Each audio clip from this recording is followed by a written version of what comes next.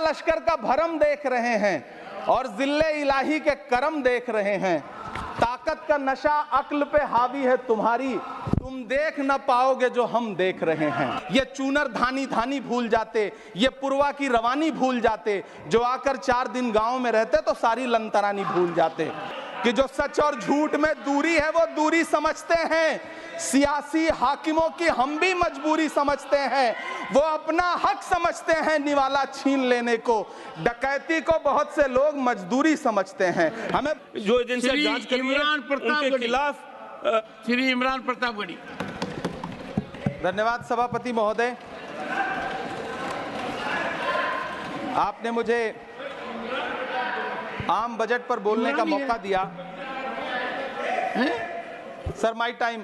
नहीं, pause my time sir. Imran Pratapgarhi कहा गया है सर, थोड़ा सा इसकी जांच कराओ। मैंने कहा यहाँ प्रमोद प्रतापगढ़ी भी बैठे। ये आपसी मामला है, ये खत्म होने वाला नहीं है मेरे से। इसकी जड़ें बहुत गहरी गई हुई हैं, मैं रोज देखता हूँ ये जड़ें गहरी होती जाती हैं। इमरान प्रतापगढ़ी। धन्यवाद सभापति महोदय। 83 मिनट 71 बार थपथपाई गई मेज, 14,417 शब्दों का बजट भाषण और उस बजट में अपने लिए राहत तलाशती मिडिल क्लास की हैरतजदा आंखें। सभापति महोदय, मेरे हाथों में जो दस्तावेज है दरअसल ये देश के किसानों, गरीबों, मजदूरों की उम्मीदों का स्मारक है। ऐसा लग रहा है जैसे वित्त मंत्री महोदया ने बजट नहीं तैयार किया है बल्कि प्रधानमंत्री जी की मन की बात का संकलन तैयार किया है। टूटा हुआ लश्कर का भरम देख रहे हैं, टूटा हुआ लश्कर का भरम देख रहे हैं और जिल्ले इलाही के करम देख रहे हैं। ताकत का नशा अक्ल पे हावी है तुम्हारी, तुम देख न पाओगे जो हम देख रहे हैं। वित्त मंत्री महोदया ने इस बजट में महंगाई पर सिर्फ 10 शब्द बोला है। जिस देश में टमाटर 100 रुपए किलो बिक रहा हो। सभापति महोदय, मेरा टाइम पॉज करें और बार बार इंटरप्ट करने को या तो मना करें। हाँ बोले, कृपया बोले। सभापति महोदय, वित्त मंत्री महोदया ने इस बजट में महंगाई पर सिर्फ 10 शब्द बोले हैं। जिस देश में टमाटर 100 रुपए किलो बिक रहा हो, उस देश की वित्त मंत्री के पास बजट में महंगाई पर बोलने के लिए सिर्फ 10 शब्द है। डीजल, पेट्रोल, आटा, चावल, दाल, सब्जी की महंगाई का तो कोई जिक्र ही नहीं। सावन चल रहा है तो प्याज और लहसुन का दाम पूछना तो शायद पाप होगा। मैंने तो यह भी सुना है कि वित्त मंत्री जी जो चीज खुद नहीं खाती हैं उसके दाम से उनका कोई लेना देना नहीं होता। लेकिन इस बार बजट पेश करने के लिए पार्लियामेंट आने से पहले वित्त मंत्री जी ने दही और चीनी खाई थी। अब तो उनसे यह पूछा जा ही सकता है कि उन्हें दही, दूध और चीनी का रेट तो इन दिनों पता ही होगा। क्या उसे सस्ता करवाएंगी या नहीं सस्ता करवाएंगी? अगर पता है तो कृपया सस्ता करवाइए, क्योंकि इसी चीनी ने अमेठी में एक मंत्री महोदया का राजनीतिक कैरियर कड़वा कर दिया। सभापति महोदय, अपने शीश महलों में बैठे हुए सरकार के सांसद और मंत्री कह रहे हैं कि महंगाई कम हो रही है। संसद की कैंटीन से बाहर निकल करके एक चाय का कप खरीदिए, तब समझ में आएगा कि महंगाई कम हो रही है या बढ़ रही है। किसी एक दिन अपनी किसी मजदूर की तरह अपनी दिन भर की दिहाड़ी लेकर के बाजार जाइए और अपने बच्चों के लिए राशन खरीदिए, तब पता चलेगा कि महंगाई कम हो रही है या नहीं हो रही है। यहां बैठ करके बड़ी बड़ी बातें करना आसान है। ये चूनर धानी धानी भूल जाते, ये पुरवा की रवानी भूल जाते, जो आकर 4 दिन गांव में रहते तो सारी लंतरानी भूल जाते। सभापति महोदय, इलेक्टोरल बॉन्ड खरीदने के नाम छुपाने वाली सरकार, इलेक्टोरल बॉन्ड खरीदने वालों के नाम छुपाने वाली सरकार इन दिनों आम के ठेला लगाने वालों के नाम जानना चाहती है। मुझे तो होटलों, ढाबों या आम के ठेलों पर नेम प्लेट लगवाने वालों से पूछना है कि कभी खून की बोतल पर देखा है किसी का नाम लिखा हुआ? मुझे पूछना है कि क्या कोरोना के दौरान अपनी उखड़ती हुई सांसों के लिए ऑक्सीजन तलाशने वाले किसी इंसान ने ऑक्सीजन लाने वाले किसी इंसान से पूछा था कि ऑक्सीजन लाने वाला इंसान हिंदू है या मुसलमान है? मुझे पूछना है कि लावारिस लाशों के लिए कोरोना में कांधा देने वाले, चिताओं के लिए लकड़ियां सजाने वाले किसी इंसान से पूछा गया था उसका नाम, उसका मजहब? लेकिन इन दिनों पूछा जा रहा है सभापति महोदय। अफसोस, देश के प्रधानमंत्री जी ने कभी न टूटने वाली चुप्पी ओढ़ ली है। सभापति महोदय, जनता ने 63 सीटें कम क्या कर दी? ये सरकार तो अमृतकाल का नाम लेना ही भूल गई। ये भूल गई है अमृतकाल को, ये भूल गई है मनरेगा को, ये भूल गई है मौलाना आजाद नेशनल फेलोशिप को, ये भूल गई है मणिपुर को, ये भूल गई है महाराष्ट्र को। मुझे गर्व है कि मैं राज्यसभा में महाराष्ट्र का प्रतिनिधित्व करता हूं। महाराष्ट्र जो देश की आर्थिक राजधानी है, जो टोटल कॉर्पोरेट टैक्स का 40%, इनकम टैक्स का 32% और जीएसटी का 20% इस देश को देता है, उस महाराष्ट्र के लिए इस बजट में एक शब्द नहीं है। आप बैठ जाए सभापति महोदय, आखिर महाराष्ट्र से किस बात का बदला लिया जा रहा है? महाराष्ट्र में लोकसभा चुनाव में बाबा साहब अम्बेडकर के संविधान को बचाने के लिए वोट क्या कर दिया? प्रधानमंत्री जी तो महाराष्ट्र से बदला लेने पर उतर आए।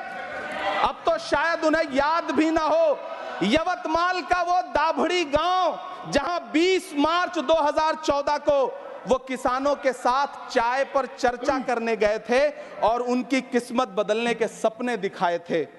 उसी यवतमाल में पिछले 6 महीने में 132 किसानों ने आत्महत्या की है। सभापति महोदय, महाराष्ट्र में हर महीने 209 किसान आत्महत्या कर रहे हैं। राज्य सरकार द्वारा सौंपा गया आंकड़ा बताता है कि 1 जनवरी से 31 मई के बीच 1046 किसानों ने आत्महत्या की है। लेकिन अफसोस, इस बजट में महाराष्ट्र के किसानों के लिए कुछ भी नहीं है। किसानों से चिढ़ी हुई सरकार ने बजट में किसानों के एमएसपी की लीगल गारंटी नहीं दी। लेकिन याद रखिएगा, जो किसान का नहीं वो हिंदुस्तान का नहीं।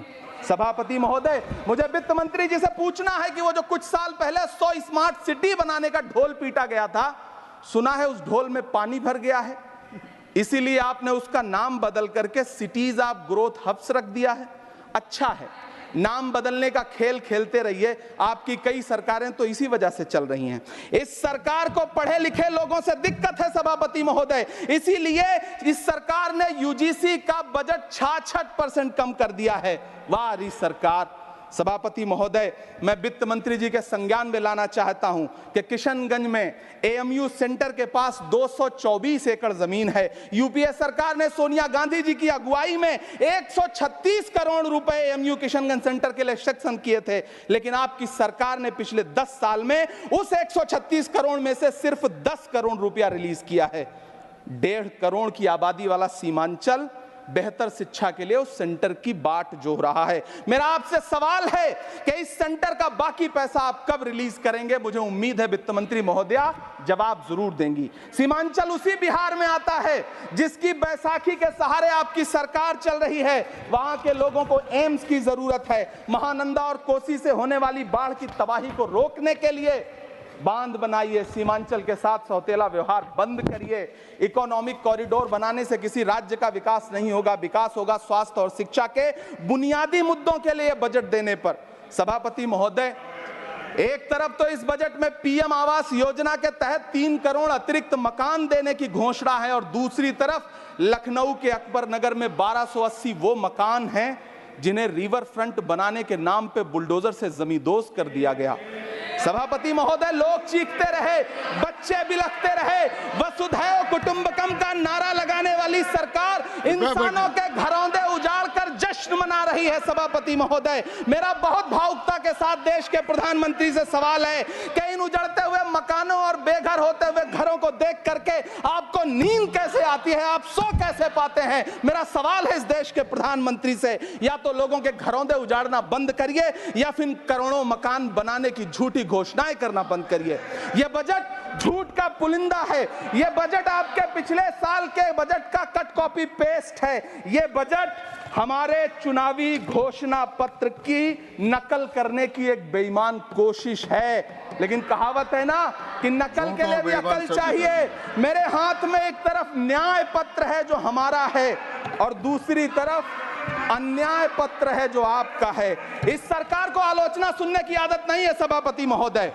जब आप इनसे सवाल पूछिए तो ये शांत कहते हैं कि रहिए। आप बताइए 70 साल में आपने क्या किया है। मैं तो इस सदन में कहना चाहता हूं सभापति महोदय कि हमसे 70 साल का हिसाब मांगने वालों, जो सरकार अपना चलाया हुआ 2000 का नोट 7 साल नहीं चला सकी, वो हमसे 70 साल का हिसाब मांगती है। सभापति महोदय, मैं अंत में आपसे यह कहना चाहता हूं, यह बजट बैसाखी पर टिकी हुई सरकार का कुर्सी बचाओ बजट है। इस बजट में राज्यों के साथ, किसानों के साथ, नौजवानों के साथ, महिलाओं के साथ, देश के मिडिल क्लास के साथ अन्याय किया गया है और इस अन्याय का खामियाजा आपको महाराष्ट्र, हरियाणा और झारखंड के चुनाव में भुगतना पड़ेगा। सभापति महोदय, इस सरकार ने नोटबंदी लगाकर देश की आम जनता की पूंजी छीन ली। बैठे बैठे नहीं बोले, कृपया। टैक्स लगा करके छोटे व्यापारियों के कारोबार छीन लिए, पेपर लीक करवा करके युवाओं की आंखों से नौकरी के सपने छीन लिए, अग्निवीर लाकर देश के जवानों की उम्मीदें छीन ली, बुलडोजर लगाकर लोगों के आशियाने छीन लिए, महंगाई लाकर देश की जनता की थाली से निवाले छीन लिए और नारा लगाया कि हम तो सेवक हैं, 18-18 घंटे काम करते हैं। इन्हीं लोगों के लिए किसी ने शेर कहा है कि जो सच और झूठ में दूरी है वो दूरी समझते हैं। सियासी हाकिमों की हम भी मजबूरी समझते हैं, वो अपना हक समझते हैं निवाला छीन लेने को। डकैती को बहुत से लोग मजदूरी समझते हैं। हमें पता है कि कैसी मजदूरी की जा रही है। सभापति महोदय, मैं यहाँ खड़ा होकर के अंत में आपसे कहना चाहता हूँ कि इस बजट में तमाम राज्यों के साथ अन्याय किया गया है। इस बजट में युवाओं के साथ अन्याय किया गया है, महिलाओं के साथ अन्याय किया गया है और खास तौर से महाराष्ट्र के लिए कुछ नहीं रखा गया है। महाराष्ट्र बाढ़ से जूझ रहा है, पानी बरसने से वहां 1500 से ज्यादा लोग मारे गए हैं। उस शहर को, उस राज्य को 4000 करोड़ के पैकेज की जरूरत है ताकि जो फसलें बर्बाद हुई हैं लोगों को राहत दी जा सकी। लेकिन अफसोस, इस बजट में महाराष्ट्र के लिए ऐसा कुछ भी नहीं है। मैं आखिर में यह कहना चाहता हूं कि पिछले 7 दिन से इस बजट का बड़ा ढिंडोरा पीटा जा रहा है, इसे महान बताया जा रहा है, लेकिन कौन महान बता रहा है? सत्ता पक्ष के लोग, उन्हें तो बताना ही है। क्योंकि मैं अवध क्षेत्र से आता हूं, प्रतापगढ़ से, नीरज भाई भी अवध और पूर्वांचल से आते हैं। वहां एक कहावत है कि बिटिया की तारीफ किसने की? बिटिया की महतारी ने, यानी कि बेटी की प्रशंसा किसने की? मां ने। तो इस बजट की तारीफ सत्ता पक्ष करे तो करेगा ही, लेकिन विपक्ष के एक भी सांसद से आप पूछिए कि क्या उसके राज्य को कुछ मिला है, तो वो ये कहेगा कि नहीं, कुछ भी नहीं मिला है।